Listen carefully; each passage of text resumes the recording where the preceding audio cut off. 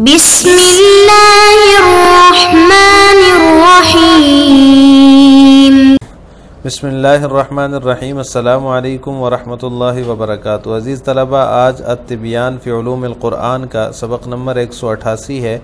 اور اس سبق کے اندر ہم صرفہ کے اعتراض کا جواب پڑھیں گے۔ عزیز طلبہ، مصنف جو ہے وجوہ اعجاز کی جو ہے وہ تفصیل سے فارغ ہونے کے بعد فرماتے ہیں کہ ہمارے لیے یہ لازم ہے کہ ہم اس قول کا، اس توہم کا جواب دیں جسے بعض معتزلہ اور بعض شیعہ نے اختیار کیا، اور وہ صرفہ کا قول ہے کہ اللہ تعالیٰ نے اہل عرب کو قرآن کے معارضے سے پھیر دیا، حالانکہ وہ اس پر قادر تھے۔ یعنی قرآن بلاغت میں اس معیار تک نہیں تھا کہ جس کی مثل لانے سے انسان عاجز ہو۔ اگر اللہ نے ان کی ہمتوں کو قرآن کے معارضے سے پھیر نہ دیا ہوتا تو وہ لوگ اس کی مثل لا سکتے تھے۔ تو اس کا مطلب یہ ہوا کہ قرآن فی نفسی ہی معجز نہیں ہے، بلکہ ان کے مطابق جو ہے قرآن کے اعجاز کے دو سبب تھے۔ پہلا سبب وہ صارف الہی ہے جس نے انہیں قرآن کے معارضے سے بے رغبت کر دیا، چنانچہ وہ معارضہ کرنے سے سست ہو گئے اور انہوں نے کنارہ کشی اختیار کر لی، یعنی ان کے اندر بے رغبتی پیدا کر دی، جس وجہ سے انہوں نے سستی کی وجہ سے قرآن کا معارضہ نہیں کیا۔ دوسرا سبب وہ ناگہانی آفت ہے جس نے ان کی بیانی صلاحیتوں اور بلیغانہ قدرتوں کو بیکار کر دیا، یعنی کہ اللہ تعالیٰ نے جو ہے ان کے اوپر یہ آفت نازل کی کہ ان کے اندر سے وہ صلاحیتیں جو تھی بیان کی اور بلاغت کی وہ ختم ہو گئی، جس کی وجہ سے وہ معارضہ نہیں کر سکے۔ یہ قول جو ہے وہ بالکل باطل ہے، اور اس کے باطل ہونے پر اجماع ہے کہ یہ اس قول کو کسی طور پر بھی نہیں مانا جا سکتا۔ اس کی جو بطلان ہے اور اس کے کئی اسباب ہیں، اور اس کو ہم اس قول کے جواب میں جو ہے مصنف نے کئی وجوہات ذکر کی ہیں، کئی اسباب ذکر کیے ہیں کہ اس قول کو ہم صحیح نہیں مان سکتے، یہ بالکل باطل ہے۔ تو اس جواب کی تفصیل جو ہے وہ قرآن اس کے ترجمے سے ہی جو ہے وہ ہمیں سمجھ میں آ جائے گی کہ قرآن کے معارضے سے وہ کیسے جو ہے وہ عاجز ہوئے، اور قرآن فی نفسی ہی معجز ہے، تو ان اسباب کو ہم ترجمے سے ہی سمجھتے ہیں۔ دفع شبہۃ القول بالصرفۃ وإذ قد انتہینا من وجوہ اعجاز القرآن الکریم نرى لزاما علینا ان ندفع تلك الشبہۃ التي ذهب الیہا بعض المعتزلة وبعض الشیعة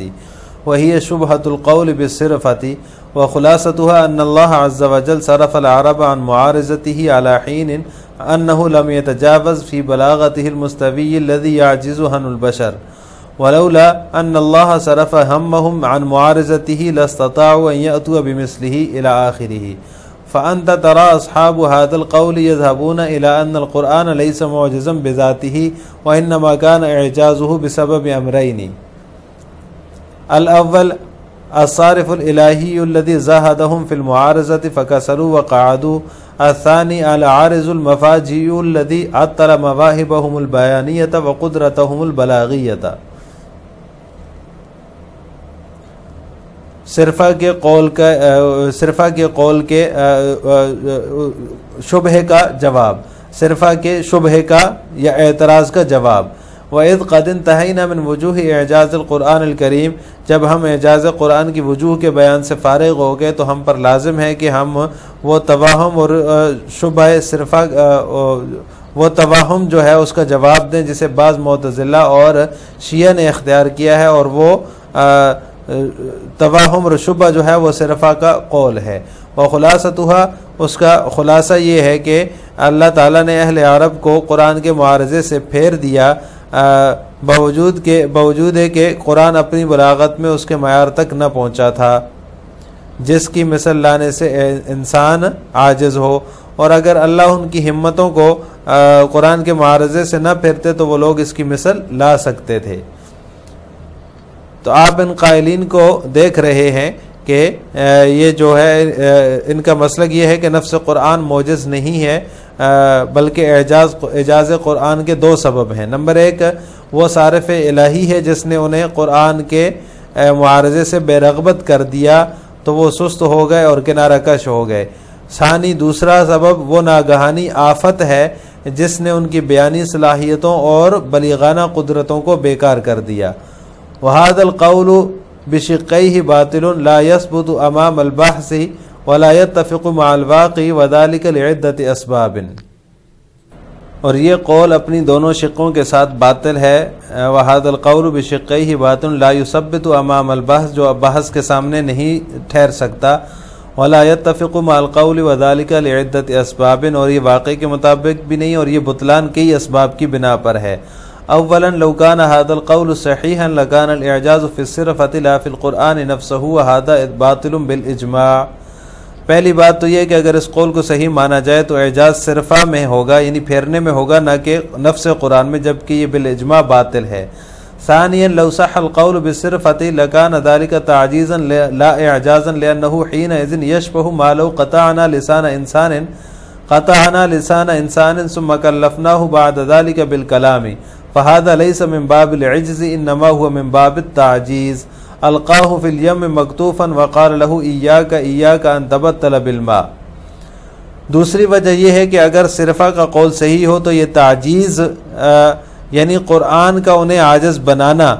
اگرچہ وہ فی نفسی عاجز نہ تھے، تعجیز ہوگی تو یہ تعجیز ہوگی لا اعجازا، نہ کہ اعجاز، کیونکہ اس وقت اس کی مثال یوں ہوگی کہ ہم کسی شخص کی زبان کاٹ ڈالے پھر اسے ہم اس کے بعد بولنے کا مکلف بنائیں،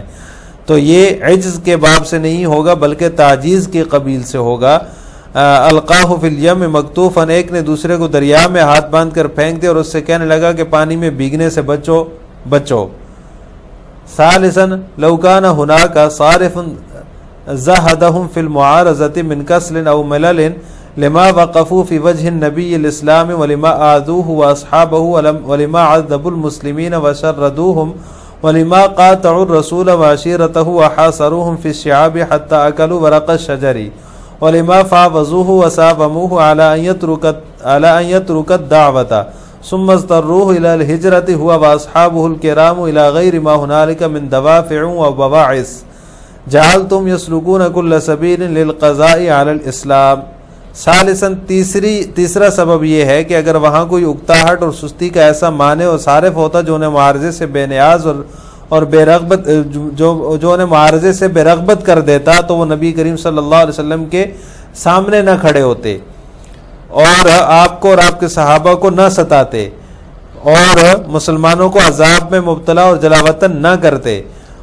اور آپ صلی اللہ علیہ وسلم اور آپ کے قبیلے سے بائیکاٹ اور شیب ابی طالب میں محصور نہ کرتے کہ جس میں وہ سب درختوں کے پتے کھانے پر مجبور ہوئے۔ وَلِمَا فَاوَضُوهُ وَسَاوَمُوهُ عَلَىٰ أَن يَتْرُكَ الدَّعْوَةَ، اور دعوت کے راستے کو چھوڑنے کے لیے آپ سے تبادلہ خیال اور باؤ تاؤ نہ کرتے۔ ثُمَّ اضْطَرُّوهُ إِلَى الْهِجْرَةِ، پھر آپ اور آپ کے صحابہ کو ہجرت پر مجبور نہ کرتے۔ الی غیر ما هنالک، اور اس کے علاوہ وہ عوامل و اسباب نہ ہوتے جن کی بنا پر یہ لوگ اسلام کو ہر ممکن طریقے سے ختم کرنے کے راستے پر چل پڑے۔ رابعا لو كان هناك عارض مفاجئ عطل مواهبهم البيانية لأعلنوا ذلك في الناس ليلتمسوا العذر لأنفسهم وبالتالي ليقللوا من شأن القرآن ولكانوا بعد نزول القرآن أقل فصاحة وبلاغة منهم قبل نزوله وهذا باطل واضح البطلان۔ چوتھا سبب اس کا یہ ہے کہ اگر وہاں کوئی ایسی ناگہانی آفت ہوتی جس نے ان کی بیانی صلاحیتوں کو بیکار کر دیا تھا تو وہ لوگوں میں اس کا برملا اعلان کرتے، لأعلنوا ذلك في الناس،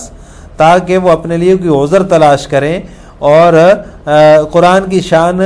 گھٹائیں، اور نزول قرآن کے بعد ان کی فصاحت و بلاغت میں نزول قرآن سے پہلے کی بنسبت کمی آ جاتی۔ وَهَذَا بَاطِلٌ واضح البطلان، جبکہ یہ بات ظاہر البطلان ہے۔ خامسا لو كان هذا العارض المفاجئ صحيحا لأمكننا نحن الآن وأمكن المشتغلين بالأدب العربي في كل عصر أن يعارضوا القرآن وأن يتبين الكذب في دعوى إعجازه، وكل هذه الأشياء باطلة، فهل يرضى عاقل لنفسه أن يقول بعد ذلك كله إن العرب كانوا مصروفين عن معارضة القرآن ونبي القرآن وأنهم كانوا مخلدين إلى العجز والكسل زاهدين في النزول لذلك الميدان؟ وهل يصح لإنسان يحترم نفسه وعقله أن يصدق بمثل هذا الافتراء القول بتعطیل المواہب والحواس بعد ان یستمع الى شہادت الد الاعداء من صنادید قریش وهو الولید بن المغیرة حين قال كلمته المشهورة والله لقد سمعت آنفا كلاما ليس من كلام بشر ليس بشعر ولا نثر ولا كهانة والله إن له لحلاوة وإن عليه لطلاوة وإن أعلاه لمثمر وإن أسفله لمغدق وإنه ليعلو وما يعلى. مصنف فرماتے ہیں کہ پانچواں سبب یہ ہے کہ اگر اس ناگہانی آفت کو صحیح قرار دیا جائے تو آج ہمارے لیے بھی اور ادب عربی سے وابستہ رہنے والے حضرات کے لیے بھی ہر دور میں ممکن ہوگا کہ وہ قرآن کا معارضہ کریں.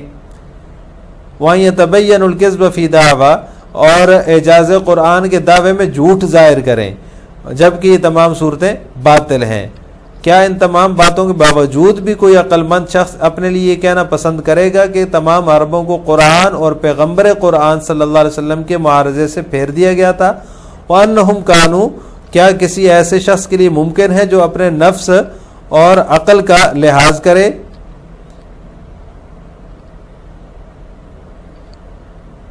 کہ وہ اس قسم کے جھوٹے الزام یعنی صلاحیتوں اور حواس کو معطل کر دینے کی تصدیق کرے؟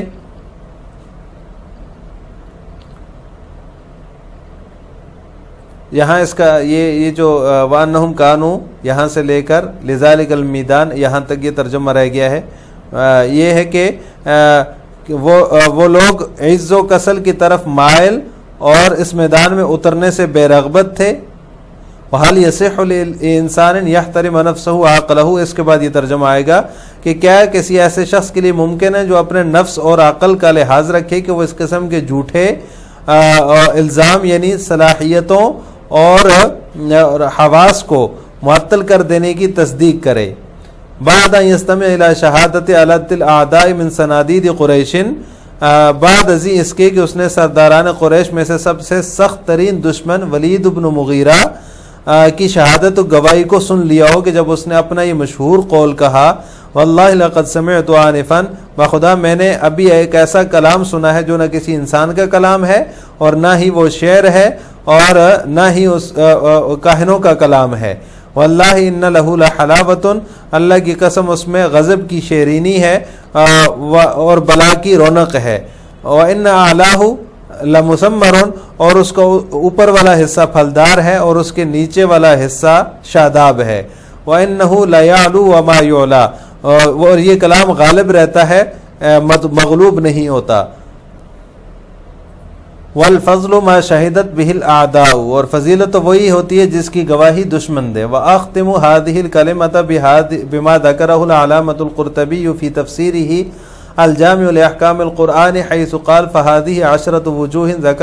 ذكرها علماؤنا في إعجاز القرآن وهناك قول آخر ذكره النظام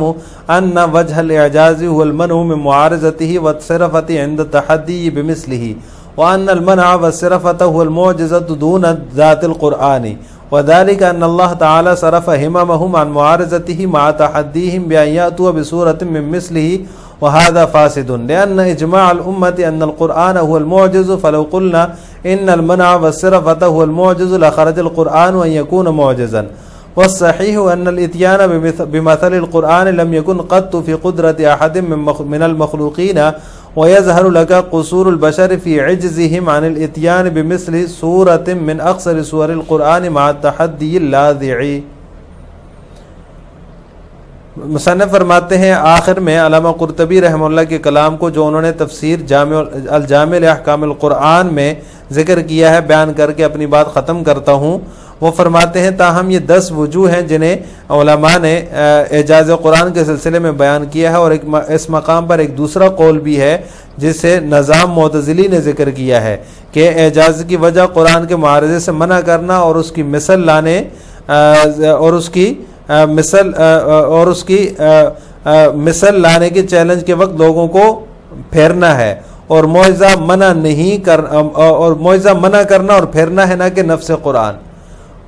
دونا ذات القرآن نہ کہ نفس قرآن. وذالک ان اللہ تعالی صرف ہممہم اسی وجہ سے جو ہے وہ اللہ تعالیٰ نے ان کو قرآن کے مثل ایک صورت لانے کے چیلنج کے ساتھ ان کی ہمتوں اور ارادوں کو قرآن کے معارضے سے موڑ دیا، پھیر دیا۔ وَهَذَا فَاسِدٌ، یہ جو ہے یہ قول فاسد ہے، کیونکہ امت کا اجماع ہے کہ قرآن جو ہے وہ معجز ہے، بذات خود معجز ہے۔ فَلَوْ قُلْنَا إِنَّ الْمَنْعَ وَالصِّرْفَةَ هُوَ الْمُعْجِزُ، لہذا اگر ہم کہیں گے کہ معجز تو منع اور صرفہ ہے تو قرآن معجز ہونے سے نکل جائے گا۔ اور صحیح بات یہ ہے کہ مخلوق میں سے کوئی ایک بھی اب تک قرآن کی مثل لانے پر قادر نہ ہو سکا۔ وَيَظْهَرُ لَكَ، اور آپ جو ہے وہ حقارت امیز اور تلخ چیلنج کے باوجود انسان کا قرآن کی کسی ایک صورت کے مثل لانے میں بے بسی سے اس کی خامی اور بے بسی آپ کے سامنے ظاہر ہو جائے گی۔ وَيَظْهَرُ لَكَ قُصُورُ الْبَشَرِ فِي عِجْزِهِمْ عَنِ الْإِتْيَانِ، اور اس کے ظاہر ہو جائے گی آپ کے سامنے انسان کی بے بسی اس کے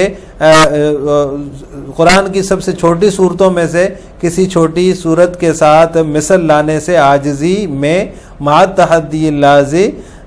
لاذعی، حقارت امیز اور تلخ چیلنج کے ساتھ۔ لہٰذا آج کے سبق کا خلاصہ یہ ہوا کہ ہم نے صرفہ کے قول کہ قرآن فی نفسہ معجز نہیں ہے، اس کی تفصیل پڑھی ہے اور اس کا جواب پڑھا ہے، جس کو مصنف نے 5